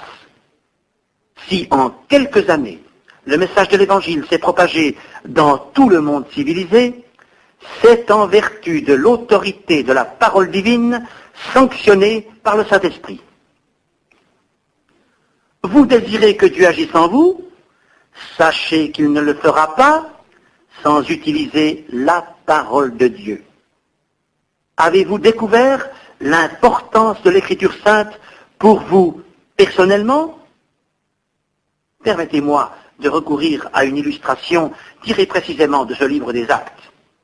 Au chapitre 27, Dieu intervient en faveur de Paul et de tous ses compagnons de voyage lorsque leur navire fait naufrage. Or l'apôtre a reçu de la part de son Dieu le message suivant. Aucun de vous ne périra, et il n'y aura de perte que celle du navire. Ce message inattendu, proclamé en pleine tempête à des hommes qui ont perdu tout espoir de se sauver, a été le moyen de leur faire reprendre courage. Et ce même message peut aussi vous faire reprendre courage aujourd'hui. Vous vivez également dans une tempête. Ce ne sont pas les éléments qui sont déchaînés, mais les événements économiques, sociaux et politiques qui bouleversent l'humanité tout entière. Or, Dieu voudrait vous dire aujourd'hui encore, aucun de vous ne périra, et il n'y aura de perte que celle du navire. Le navire, c'est ce qui est extérieur, c'est ce qui se voit. C'est peut-être ce corps duquel vous prenez beaucoup de soin, mais qui un jour sera détruit. La parole de Dieu s'adresse essentiellement à votre âme, cette partie invisible de votre être, qui en est pourtant la plus importante, parce qu'elle est indestructible, donc perpétuelle. Dieu ne veut pas que cette âme périsse, et Jésus-Christ est venu dans le monde pour la sauver. Car Dieu a tant aimé le monde qu'il a donné son Fils unique afin que quiconque croit en lui ne périsse point, mais qu'il ait la vie éternelle. Évangile selon Jean, chapitre 3, verset 16. N'avez-vous pas besoin aujourd'hui d'une parole de réconfort capable de garder votre cœur au sein de l'agitation de ce monde? Voulez-vous être préservé de la tempête des jugements qui viennent? Êtes-vous certain de passer l'éternité avec Dieu dans sa présence? Seule la parole divine peut vous apporter l'assurance spirituelle dont vous avez besoin. L'avenir ne vous appartient pas. Le monde court à sa perdition. Le naufrage est proche. Acceptez Christ maintenant et vous serez sauvés pour la vie et pour l'éternité. Au cours de l'honorable naufrage, Paul avait dit à ses compagnons, « Aucun de vous ne périra, et il n'y aura de perte que celle du navire. » Puis il avait ajouté, Actes 27-25, « J'ai cette confiance en Dieu qu'il en sera comme il m'a été dit. » La parole de son Dieu lui apportait foi, sécurité, espérance. Et cette même parole peut vous apporter tout cela aujourd'hui même. Si la Bible vous dit que vous êtes perdus hors de Christ, elle affirme aussi que vous pouvez être sauvés par la croix de Christ et recevoir maintenant même la vie éternelle. Voulez-vous avoir cette confiance en Dieu qu'il vous sera fait comme il vous a été dit, invitant chacun à se repentir et offrant son salut à quiconque voulait bien le recevoir. Lisons ensemble Matthieu, chapitre 11, verset 28, c'est Jésus qui parle. « Venez à moi, vous tous qui êtes fatigués et chargés, et je vous donnerai du repos. » Le Seigneur s'adressait alors à une foule de gens fatigués de la vie, souvent excédés par les scribes et les pharisiens, qui, par leur tradition religieuse, exerçaient une contrainte sur les âmes. Jésus proposait à tous soulagement, délivrance, repos. Seriez-vous aussi fatigués et chargés? Êtes-vous peut-être soucieux de l'avenir, préoccupés par les événements présents? Ployez-vous sous le joug des problèmes de la vie? Seriez-vous excédés par les circonstances ou par votre entourage? Ou bien chargés, même écrasés sous l'angoisse, les accusations, les doutes ou les craintes dépressives? Eh bien, vous qui êtes chargés, venez aujourd'hui à Jésus-Christ et il vous donnera le repos. Cette invitation n'a rien perdu de son actualité après un siècle. Jésus-Christ, le Sauveur de tous les hommes, vous connaît, vous comprend, vous aime. Et vous dites aujourd'hui, « Venez à moi, vous tous qui êtes fatigués et chargés, et je vous donnerai du repos. » Si dans nos Bibles, Matthieu précède Marc, cela ne veut pas dire que la rédaction de Marc ait été postérieure à celle de Matthieu. Encore moins que Marc ait copié sur le texte déjà rédigé par Matthieu. Marc devait être très jeune au moment du ministère terrestre du Seigneur Jésus. Par la suite, il entra au service de l'apôtre Pierre, devenant en quelque sorte son bras droit. Pierre, dans sa première épître, chapitre 5, verset 13, parle de Marc comme de son fils, terme qui en dit long sur l'intimité entre l'apôtre et son serviteur. Certains commentateurs identifient aussi l'évangéliste Marc à Jean-Marc, ce jeune homme qui accompagna les apôtres dans leur premier voyage missionnaire. L'apôtre Paul le mentionne aussi dans les épîtres aux Colossiens, à Timothée et à Philémon. S'il incombait à Matthieu de présenter Jésus comme roi, Marc nous le décrit comme serviteur. Marc était serviteur lui-même. Aussi avait-il été conduit à apprécier les qualités du service parfait de Jésus-Christ. Et le Saint-Esprit s'est emparé de Marc pour qu'il mette en évidence cette caractéristique du Sauveur.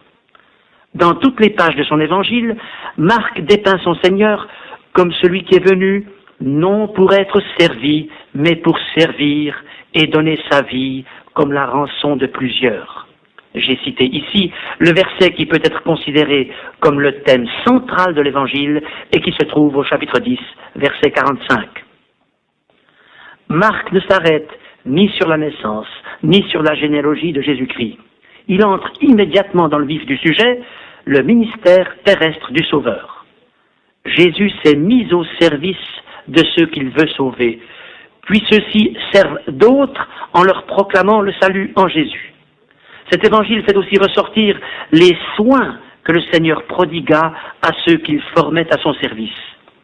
Il est souvent le seul des 4 évangiles à montrer les répercussions des événements sur les disciples, les réponses du Seigneur à leurs questions, sa patience à leur égard ou l'éducation spirituelle dont ils furent les objets.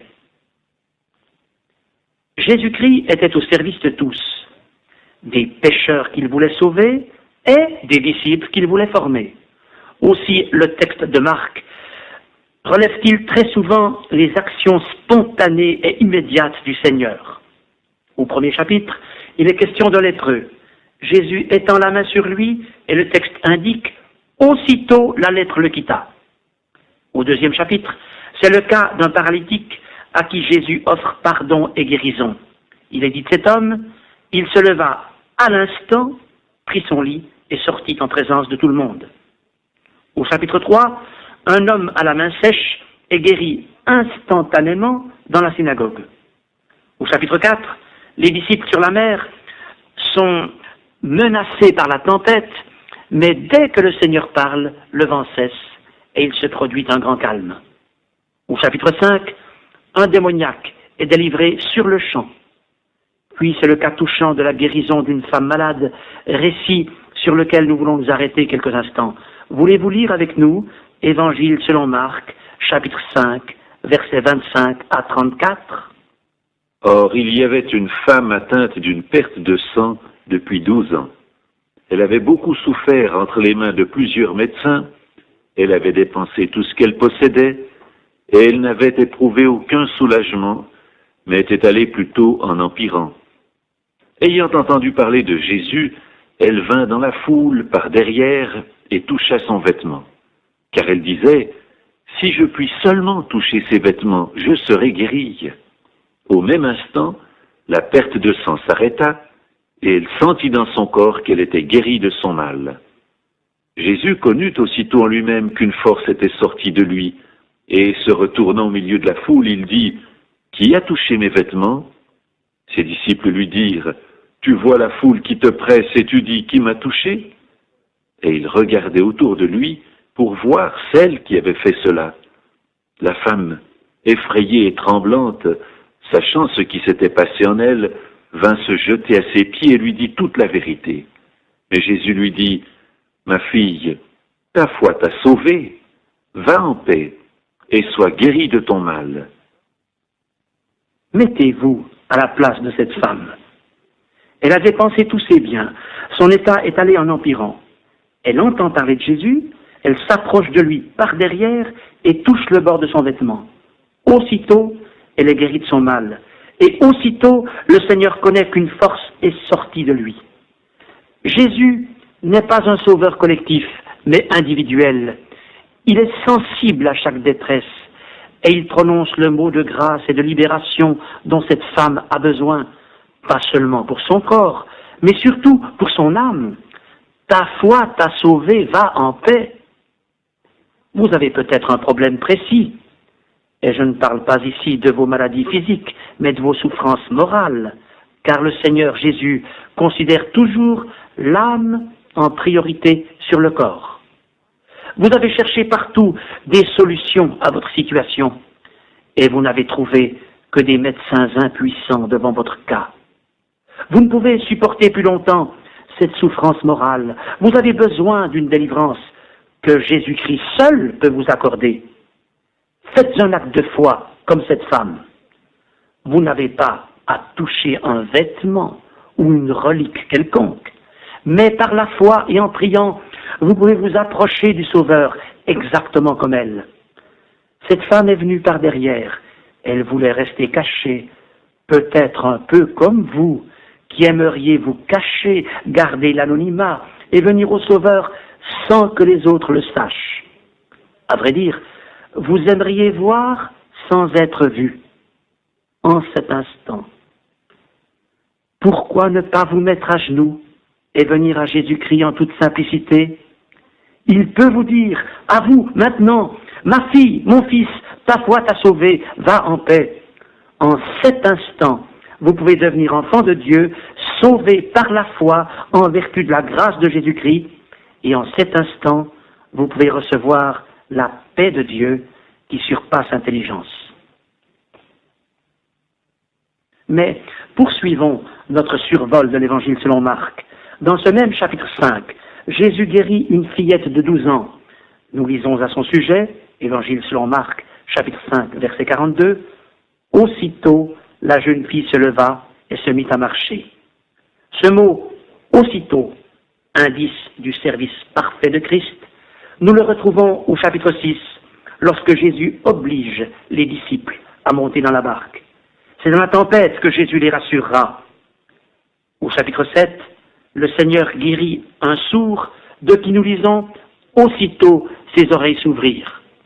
Au chapitre 8, c'est la phrase « Aussitôt Jésus monta dans la barque ». Au chapitre 9, ce mot « aussitôt » se retrouve 2 fois dans le récit de la guérison d'un enfant possédé. Au chapitre 10, il est dit de Bartimée, l'aveugle guéri, qu'il aura aussitôt la vue et suivit Jésus dans le chemin. Et plus on s'approche de la fin de l'Évangile selon Marc, plus on se rend compte de la perfection du service de Jésus-Christ, le serviteur de l'Éternel. Il est à la disposition de tous, Il forme ses disciples en les préparant aux heures difficiles qu'ils connaîtront avant et après sa mort. Il prend le temps de répondre aux attaques de ses ennemis, montrant d'avance, par un enseignement précis et par des paraboles, le sort de la nation d'Israël devenue spirituellement aveugle. Le chapitre 13 est très actuel, car le temps dont Jésus parle à ses disciples au mont des Oliviers est en réalité le nôtre, puisque nous sommes arrivés, nous, à la fin du temps de la grâce de Dieu.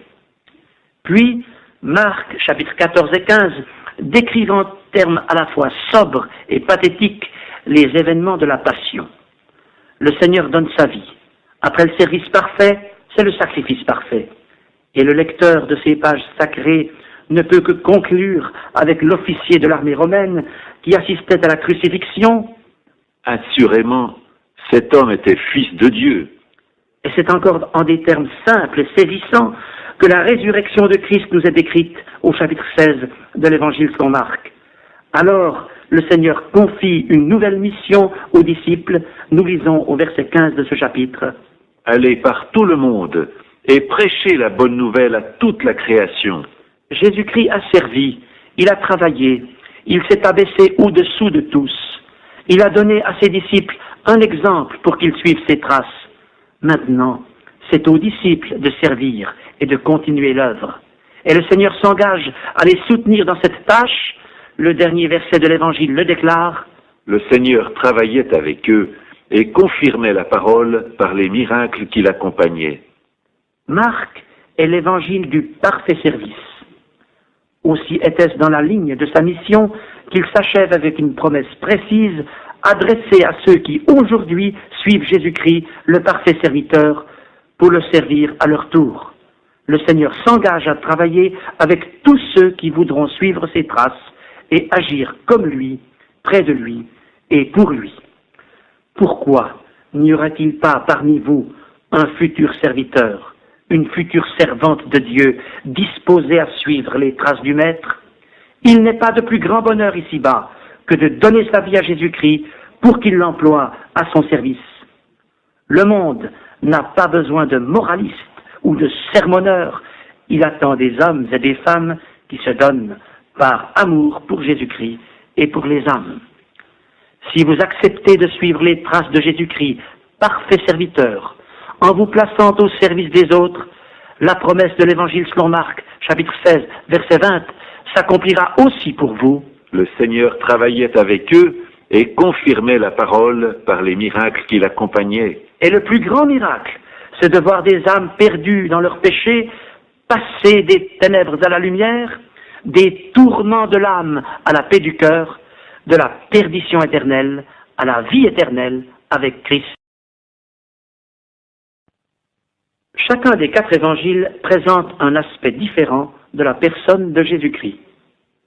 Alors que Matthieu s'est principalement tourné vers les Juifs pour leur prouver que Jésus était le Messie, Marc a présenté le serviteur de l'Éternel donnant sa vie pour les hommes et formant les serviteurs appelés à le suivre. Quant à Luc, il nous met en présence du Dieu qui s'est fait homme pour sauver tous les hommes sans distinction de race ou de classe. Et il appartiendra à Jean d'apporter le complément indispensable à cet ensemble, en nous révélant le Fils de Dieu qui est de toute éternité et qui invite juifs et païens à croire en lui pour avoir la vie éternelle. Au point de vue de la longueur du texte, l'évangile selon Luc est le plus important des 4 évangiles. Luc était donc un médecin que le Nouveau Testament mentionne à diverses reprises. Dans ses épîtres, l'apôtre Paul l'appelle le médecin bien-aimé. Sa présence aux côtés de l'apôtre l'avait particulièrement qualifié à écrire, sous l'inspiration du Saint-Esprit, le livre des Actes, ce qu'il fit sans doute après avoir achevé son évangile.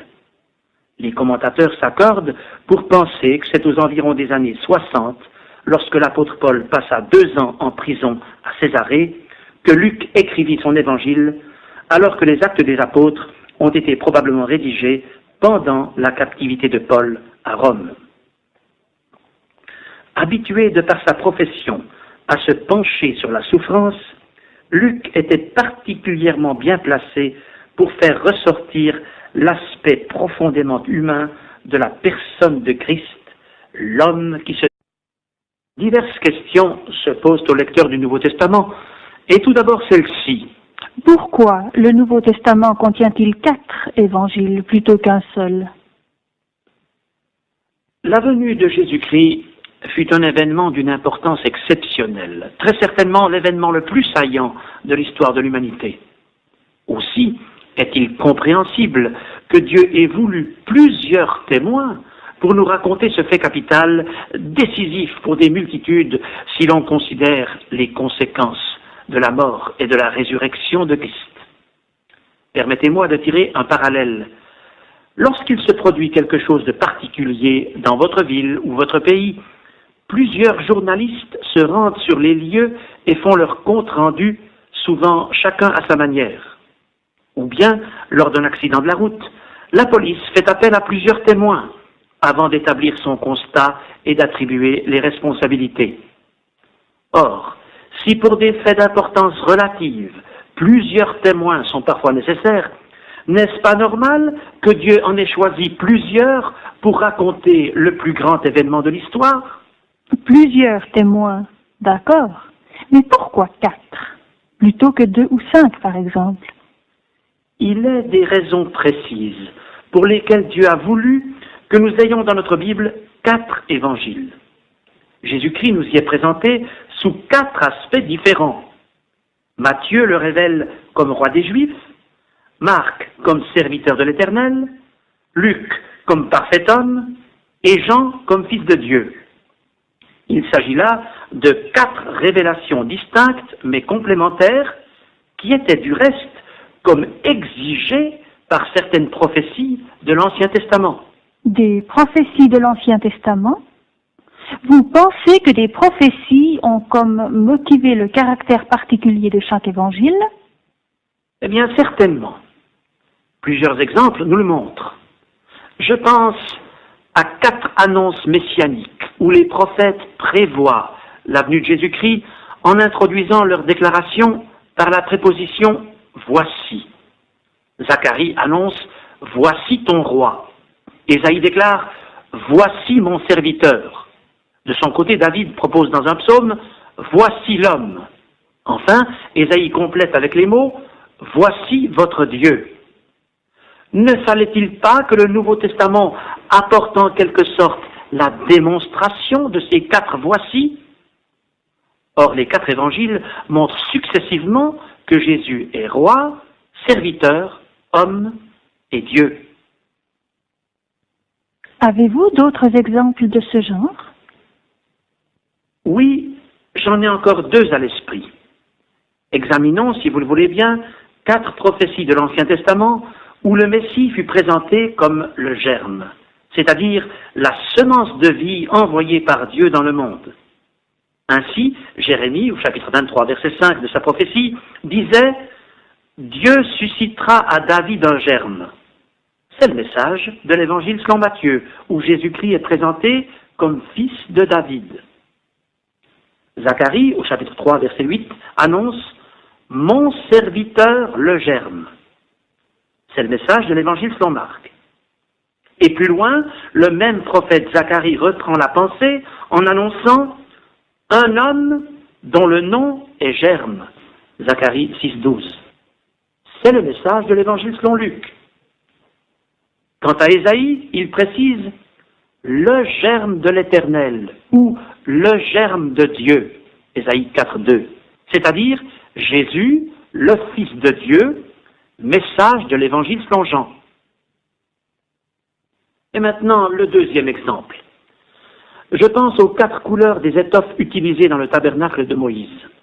Je vous rappelle que tout dans ce temple portatif élevé par les enfants d'Israël au désert était symbolique de la personne et de l'œuvre de Jésus-Christ. Eh bien, on retrouve toujours les 4 mêmes couleurs pour les différentes tentures. Voyez par exemple la porte d'entrée du parvis. C'était un rideau que l'Israélite n'avait qu'à soulever pour pénétrer dans l'enceinte du tabernacle. Ce rideau était pourpre, écarlate, blanc et bleu. La pourpre, c'est la couleur des rois, qui évoque par avance la royauté de Christ, donc le message de l'évangile selon Matthieu. L'écarlate, c'est la couleur du sang, donc du sacrifice.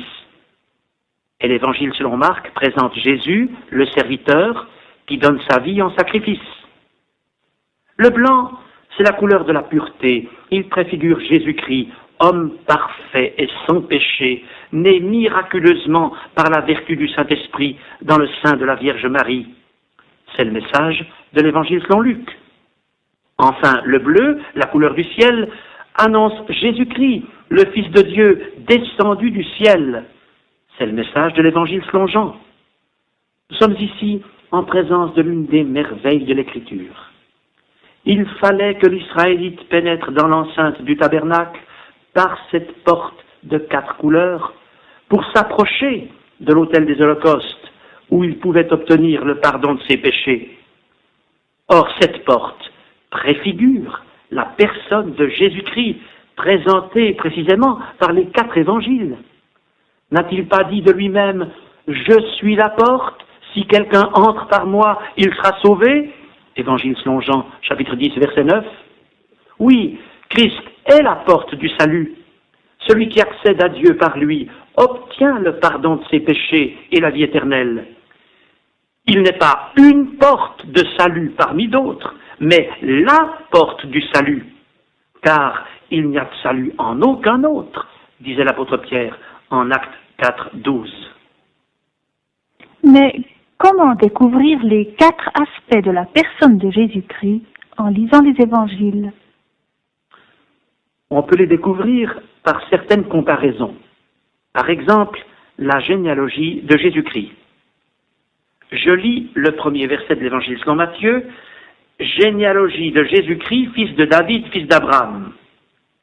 Le but de l'évangile selon Matthieu est de nous présenter Jésus-Christ comme fils de David, donc roi, et fils d'Abraham, donc juif. C'est ainsi qu'il présente la généalogie du Messie. Dans l'évangile selon Marc, il n'y a pas de généalogie de Jésus-Christ. Pourquoi?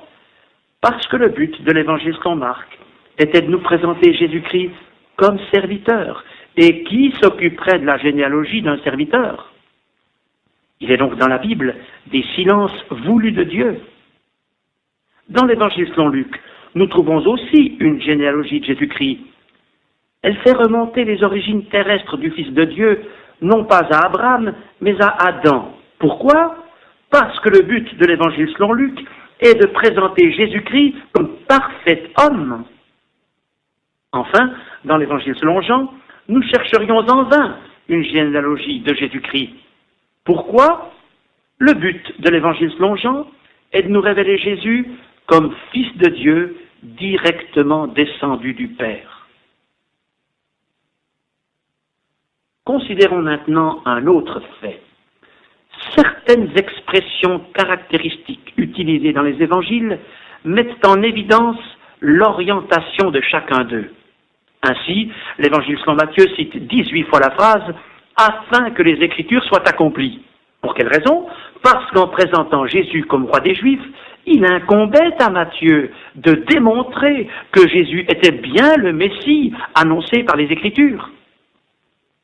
Dans l'évangile selon Marc, nous voyons le serviteur de l'Éternel à l'œuvre. Or Jésus était un parfait serviteur. Aussi n'est-ce pas étonnant que dans cet évangile apparaissent pas moins de 41 fois un petit mot grec qui, dans nos versions, est traduit par immédiatement, à l'instant ou aussitôt.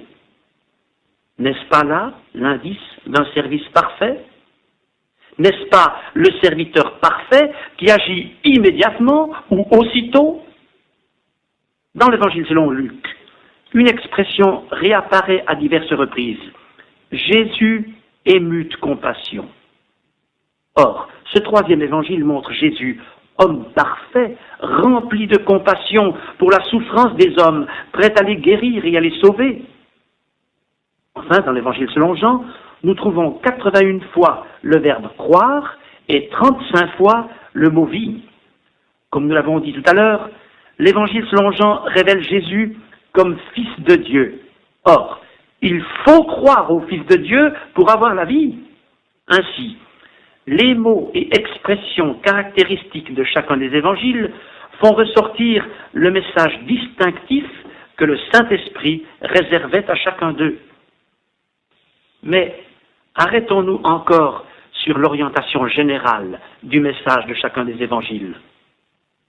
Certains commentateurs ont défini cette orientation en montrant que Matthieu regarde plutôt vers le passé, l'accomplissement de l'Ancien Testament, que Marc s'exprime le plus souvent au présent, que Luc conduit ses lecteurs vers l'avenir lorsque le Fils de l'homme reviendra, et que Jean montre le Fils de Dieu sorti de l'éternité passée pour conduire les croyants dans la certitude de l'éternité future en sa présence.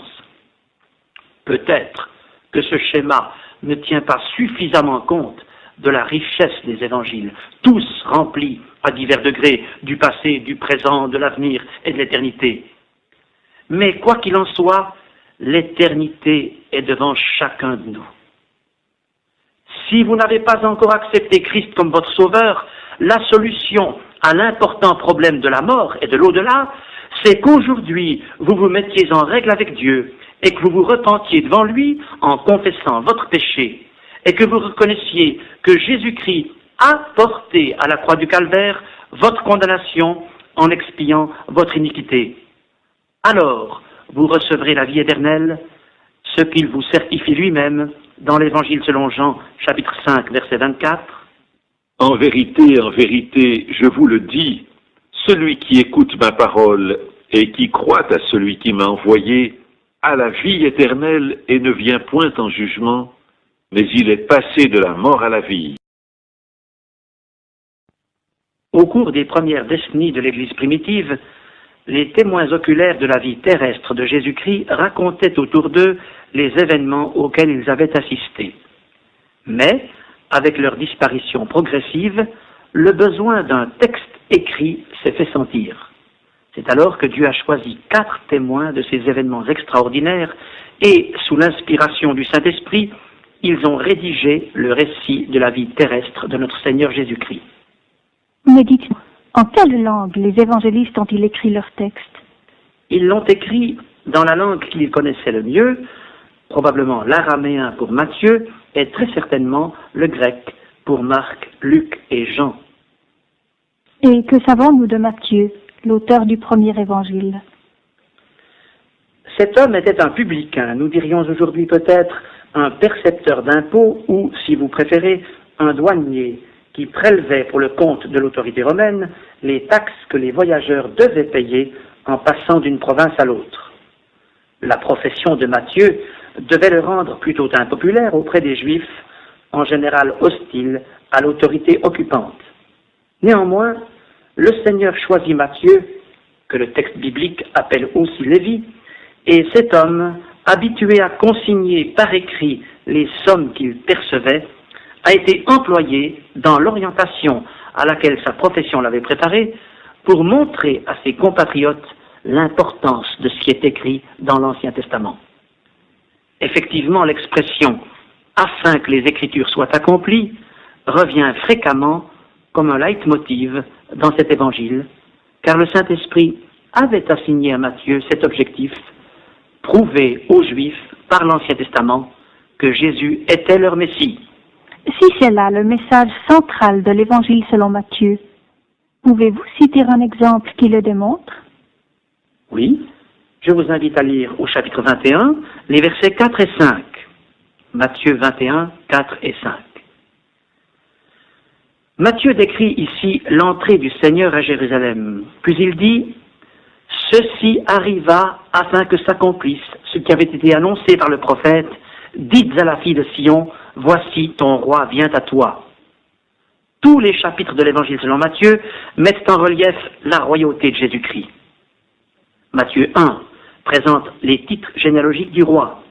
En Matthieu 2, les mages venus d'Orient posent cette question: où est le roi des Juifs qui vient de naître? Matthieu 3 nous montre Jean-Baptiste, messager et précurseur du roi, qui proclame au désert: repentez-vous, car le royaume des cieux est proche. En Matthieu 4, Jésus-Christ lui-même reprend ce même message et le proclame partout en Palestine. Puis, les chapitres 5, 6 et 7 sont consacrés au sermon sur la montagne. Jésus-Christ y révèle les principes fondamentaux de son royaume sur la terre. Soulignons en passant que ce royaume n'a pas été accepté par les Juifs. Aussi, l'application littérale de certains de ces principes est-elle reportée au jour où Jésus-Christ régnera sur la terre. Toutefois, j'ai hâte de dire que ces pages admirables sont à la base de la morale et de l'éthique chrétienne et que de ce fait, elles nous concernent directement. Les chapitres 8 et 9 de l'Évangile selon Matthieu démontrent que le royaume de Dieu ne consiste pas en paroles seulement, mais avant tout en puissance. Effectivement, après les paroles du sermon sur la montagne, la puissance messianique est à l'œuvre, prouvant aux Juifs que ce prophète qui guérit les malades, délivre les possédés, ressuscite les morts, c'est bien leur roi, leur Messie. Au chapitre 10 de l'Évangile selon Matthieu, le Seigneur envoie ses disciples dans les villes et les villages pour proclamer aux Israélites que le royaume des cieux s'est approché d'eux en la personne de leur roi. Puis, à partir des chapitres 11 et 12, les chefs religieux d'Israël, jaloux du succès de Jésus, prennent position contre lui. Le roi est rejeté. Son précurseur Jean-Baptiste est emprisonné. Aussi le Seigneur se tourne-t-il vers les foules, déçues de la religion, puis vers les païens. Il propose à tous sa grâce inconditionnelle et illimitée. Le chapitre 13 apparaît alors comme une charnière dans cet évangile selon Matthieu, puisque son enseignement ne concerne plus seulement les Juifs de l'époque, mais chacun de nous. Excusez-moi de vous interrompre. Pensez-vous vraiment que les paraboles de Matthieu 13 ont une signification pour nos temps? Certainement. En énonçant les paraboles du royaume des cieux, Jésus, le roi des cieux, lève le voile sur l'avenir et prédit à ses auditeurs les conséquences de son rejet. Des situations confuses se développeront d'ici-bas. D'une part, les vrais disciples du Seigneur le suivront, le serviront, le glorifieront. D'autre part, les formes et les imitations de la piété, les situations fausses et les erreurs doctrinales se manifesteront parallèlement à un christianisme vrai et authentique. Tel est le sujet des paraboles du royaume des cieux. Dans chacune d'elles, nous voyons un contraste entre le vrai et le faux. Dans la parabole du semeur, par exemple, il y a 4 terrains, mais un seul de ces terrains est fertile. Dans la parabole suivante, l'ivraie croît en même temps que le bon grain. Même principe un peu plus loin, dans la parabole du levain, qui fait lever toute la pâte. C'est l'image du ferment des fausses doctrines qui infectent l'ensemble de la chrétienté. Et cette situation se prouve aujourd'hui. Le vrai et le faux cohabitent et se développent simultanément. Beaucoup de gens se disent chrétiens, mais seul Jésus-Christ connaît ceux qui lui appartiennent parce qu'ils sont nés de nouveau. Poursuivons notre survol de l'Évangile selon Matthieu. Dans les chapitres 14 à 16, le Seigneur nourrit la foule affamée, calme la tempête sur la mer, guérit la fille d'une païenne et propose sa grâce à ceux qui se sont distancés des chefs religieux dans leur décision de rejeter leur roi. Et cela ressort encore davantage dans les chapitres 17 à 23, où Jésus-Christ annonce à plusieurs reprises sa mort à la croix. Il monte à Jérusalem, et là, il affronte les défenseurs de la tradition judaïque et certaines délégations des politiciens de la nation. Dans leur jalousie, les uns et les autres complotent déjà de le faire mourir. Puis, comme une parenthèse dans le récit, les chapitres 24 et 25 sont consacrés au discours du Seigneur sur le mont des Oliviers. C'est comme une fenêtre ouverte sur les circonstances précédant son retour et son avènement comme roi des rois et seigneur des seigneurs. Les traits caractéristiques de l'Évangile selon Matthieu ressortent jusqu'à la fin. Ainsi, il s'attache à montrer la responsabilité des Juifs lors de la crucifixion du Messie. Dans les chapitres 26 et 27, qui sont entièrement consacrés à la passion de Jésus-Christ, Matthieu seul relève la phrase que les Juifs prononcèrent lors de la condamnation de Jésus-Christ, « Que son sang retombe sur nous et sur nos enfants » Matthieu 27, 25. Or, l'histoire a abondamment démontré les effets dramatiques de cette malédiction qu'Israël s'est attirée à ce moment-là. Alors, Les Juifs seraient-ils plus coupables que les autres peuples parce que leurs chefs ont décidé la mort du Messie? Non, je pense que le monde entier, et vous comme moi, nous avons notre part de responsabilité dans le crime de la crucifixion. Mais les Israélites avaient été prévenus de la venue du Messie par l'Ancien Testament. Ils avaient eu tous les privilèges devant Dieu. Aujourd'hui encore, ils sont aimés à cause de leur Père, dit l'Écriture. C'est pourquoi tout chrétien a le devoir d'honorer ce peuple qui a donné naissance à notre Sauveur. Mais la Bible nous montre que tant qu'il n'aura pas confessé son crime de la croix, il n'y aura pas de renaissance spirituelle et de bénédiction divine pour ce peuple. Au contraire, il souffrira sans doute encore beaucoup, jusqu'à ce qu'il s'avoue coupable devant le Fils de Dieu et, selon les termes inspirés du prophète Zacharie, jusqu'à ce qu'il pleure sur lui, le Messie, comme on pleure sur un fils unique. Le chapitre 28 de Matthieu est consacré à la résurrection. Une fois encore, Matthieu est le seul évangile qui montre le mensonge flagrant par lequel on a essayé de nier le miracle de la résurrection. Des Juifs ont répandu le bruit que, malgré la garde postée à l'entrée du sépulcre, les disciples du Seigneur avaient dérobé son corps. L'évangile selon Matthieu atteste en quelque sorte la responsabilité des Juifs face aux preuves messianiques que Jésus a fait éclater parmi eux au cours de 3 années de ministère terrestre. Voulez-vous dire par là que l'évangile selon Matthieu ne s'adresse qu'aux Juifs? Pas du tout. L'évangile selon Matthieu s'adresse en même temps à tous les hommes, mais il fait ressortir une priorité que Dieu a voulu, je cite l'apôtre Paul, l'évangile est la puissance de Dieu pour le salut de quiconque croit, du juif premièrement, puis du grec. Épître aux Romains, chapitre 1er, verset 16. L'évangile selon Matthieu ouvre le Nouveau Testament, montrant ainsi que le salut en Jésus-Christ est d'abord proposé aux Juifs. Mais que 2 fois dans l'évangile selon Matthieu, le Seigneur a-t-il débordé le cadre du peuple juif pour s'adresser à tous, sans distinction de race ou de langue,